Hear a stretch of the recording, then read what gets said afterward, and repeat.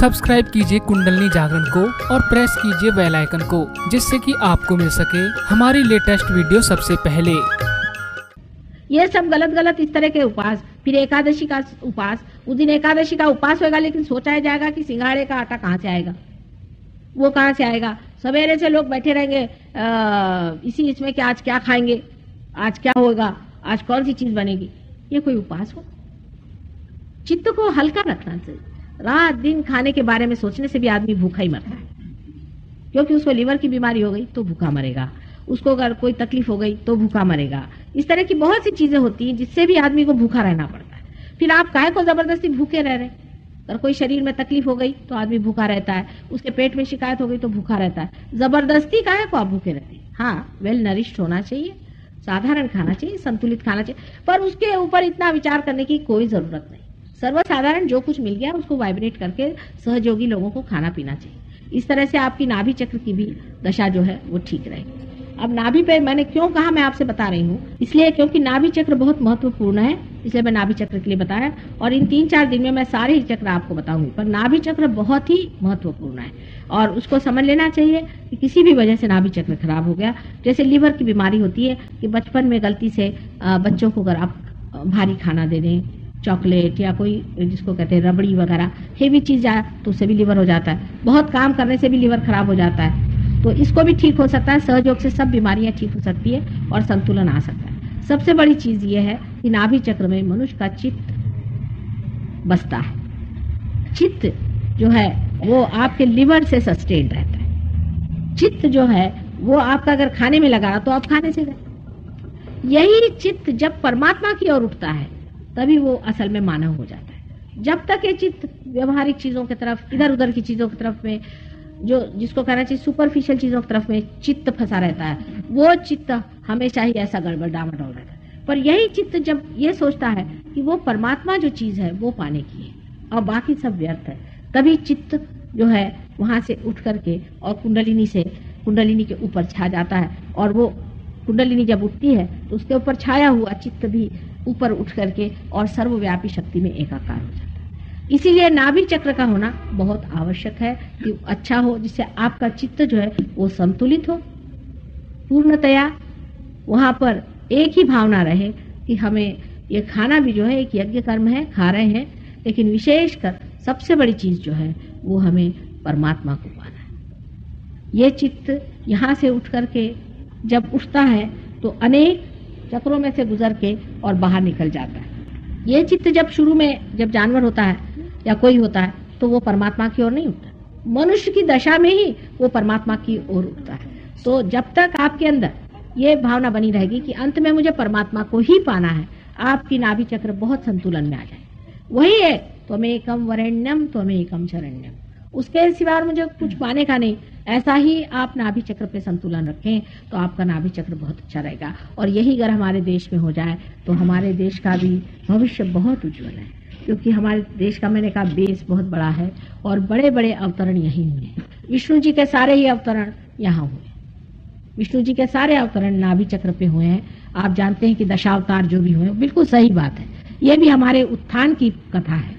जिस प्रकार एक मछली पहले उठती है, फिर मछली से जा करके मछली जब किनारे पे आ जाती है तो फिर वो कछुआ हो जाती है, रेप्टाइल्स।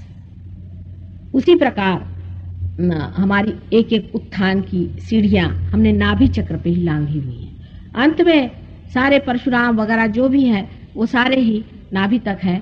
सिर्फ जो उसके ऊपर का जो चक्र है, जो कि यहाँ दिखाया नहीं गया है, left hand side, right hand side, right hand side में ये चक्र है जिसे कि हृदय का राइट हैंड साइड कहते हैं। वहां श्री राम का अवतरण हुआ। वो बीचों बीच इसलिए नहीं है कि उन्होंने अपने को अवतार न सिद्ध करके और मर्यादा पुरुषोत्तम सिद्ध किया, इसलिए वो अवतार के मार्ग से हटके और साइड में हो गए। लेकिन उनका भी चक्र बहुत ही महत्वपूर्ण है। अच्छा, आपको आश्चर्य होगा, बैठिए बैठिए। फॉरेनर्स जो है वो हमसे बहुत अच्छे हैं इस मामले में। आप इन लोग से जरा बात करिए, आपको सिखाएंगे राम क्या है। ये जो पार हो गए, आपको आश्चर्य होगा कि आप लोगों में ये बात नहीं है। ये तो मैं हमेशा कहती हूँ कि जहाँ दांत है वहाँ चने नहीं, जहाँ चने हैं वहाँ दांत।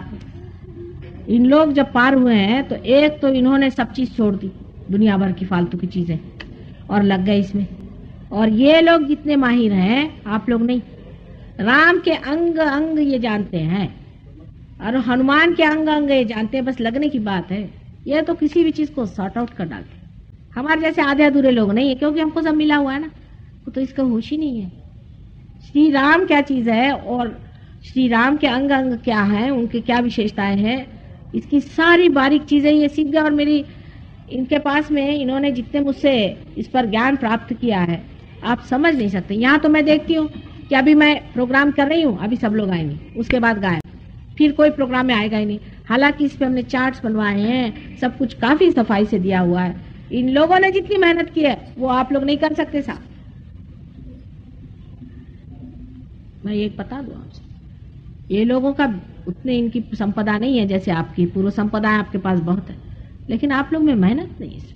ये तो बिल्कुल सही बात है। हिंदुस्तानी मेहनती बहुत ही कम होता है। यहाँ बैठे हुए आप पूछ लीजिए, सहयोगी बताएंगे कि इन लोग ने तो, आप सोचिए कितना रुपया खर्च करके यहाँ पर आए हुए हैं और देहातों में मेरे साथ घूम रहे हैं, सब दूर चल रहे हैं। कितने सहयोगी मेरे साथ घूम रहे हैं। लंदन से ये लोग आए और ये लोग दुनिया को पार करा रहे हैं। कल वहाँ यूनिवर्सिटी में ये लोग पार करा रहे थे और वहाँ के जवान लड़के भी देखिए ना, बैठे थे चले गए। इनकी गहराई नहीं है आप लोगों में, ये बात सही है। लेकिन इनमें संपदा कम है आपसे, इनकी संपदा आपसे कम है। आप बहुत जल्दी भी पार हो जाते हैं और पाने पर उसको छोड़ भी देते हैं आसानी से। क्योंकि कोई चीज, जैसे कोई रईस आदमी होता है ना, तो उसके बेटे कैसे होते हैं, उस तरह के आप लोग हैं। आया, पैसा उड़ाया, काम मौज किया, काम खत्म। इन लोगों ने मेहनत से पाया है, उसकी ये महत्ता ज्यादा जानते हैं। इनको कोई प्रॉब्लम नहीं, ये तो बहुत ज्यादा हमसे होशियार है। आप इनसे बात करिए, आप अगर वैष्णव है तो सारा वैष्णव धर्म आपको ये समझा देंगे। अच्छा, इसीलिए मैंने कहा कि जो किताब हम लोग छाप रहे हैं उसको आप पढ़िए। एक फॉरेनर ने लिखा, आपकी आंखें खुल जाएंगी। सबने मिलकर मेहनत की है उसमें, लेकिन आपकी आंखें खुल जाएंगी जितने गहराई तक के पहुंचे हैं, और राम जी का कार्य और हनुमान जी का कार्य, और कितना उसको समझे हैं और कितने श्रद्धा पूर्वक हर एक चीज को समझते हैं, वो आपको अंदाज ही नहीं हो सकता। इतना ही नहीं, हमारे जो बच्चे वहां गए हुए हैं उनमें से भी 2-4 हमें मिले, वो भी ऐसे ही हो गए। कहने लगे कि जब हम परदेश में आए तो पता हुआ हमारी संस्कृति कितनी ऊंची है, उसकी महत्ता कितनी है, और उसके बाद हमने इसको महत्व पाया। तो इनकी बात और है, आप लोगों की बात और है। आप तो अपनी संस्कृति के बारे में कुछ जानते ही नहीं, कुछ भी नहीं जानते। क्या जानते हैं आप तो सब साहब हो गए, सिर्फ टेल कोट नहीं पहनते, बाकी सब लोग साहब हैं। साहबियत आ गई आप लोगों के अंदर में। कोई कुछ जानता ही नहीं है अपने संस्कृति के बारे में। हमारे तो एजुकेशन ही में नहीं है कि अपनी संस्कृति के बारे में बात करें। सब लोग, यहाँ तक कि एक छोटी छोटी बात नहीं पता रहती लोगों को, कुछ बात पता नहीं रहती। मुझे आश्चर्य हुआ, मैं अभी कोवलम गई थी और वहां पर वो मंगाए गए कुछ न्यूज़पेपर वाले, पता नहीं उन लोगों ने कहा है कि न्यूज़पेपर वाले आएंगे। मैंने कहा अच्छा। तो पहला उन्होंने आते कहा कि हमको एक एक विस्की की बोतल मिलेगी तो हम आएंगे। कम से कम ये लोग कभी ऐसी बात नहीं करें। मैंने कहा इन सबको खदेड़ो यहाँ से, कोई जरूरत नहीं, एक भी आदमी मुझे नहीं चाहिए, सबको यहाँ से खदेड़ो। फिर उसमें से कुछ आए बेचारे जो शरीफ थे, वो आए। आने के बाद भी वहाँ कोई श्रद्धा पूर्वक बैठे कि भाई माँ बोल रही है, कुछ बहुत अफलातून समझ के वहाँ बैठे, सब सूट बूट लगा करके गधे जैसे।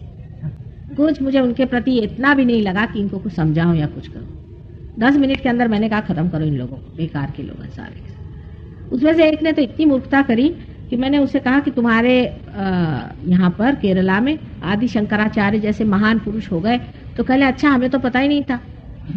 तो दूसरे ने कहा मुझे ये नहीं पता कि आदि शंकराचार्य कौन थे। इसमें बहुत वो अपनी शान बगा रहे थे। हम लोग को बड़ी शान लगती है कि हम अपने देश के बारे में कुछ न जाने और परदेश के बारे में हम सब कुछ जान लें। इसमें हम लोग सोचते हैं वाह वाह वाह, बहुत बड़े बड़े आदमी हम हो गए। इसकी आपको पता नहीं है, ऐसे लोगों की इज्जत दुनिया में कहीं नहीं होती। इसीलिए हमारे जो हिंदुस्तानी भाई वहां पहुंचे उनकी कोई इज्जत नहीं होती। वो आपकी तब इज्जत करेंगे जब आप असली मायने में भारतीय होंगे।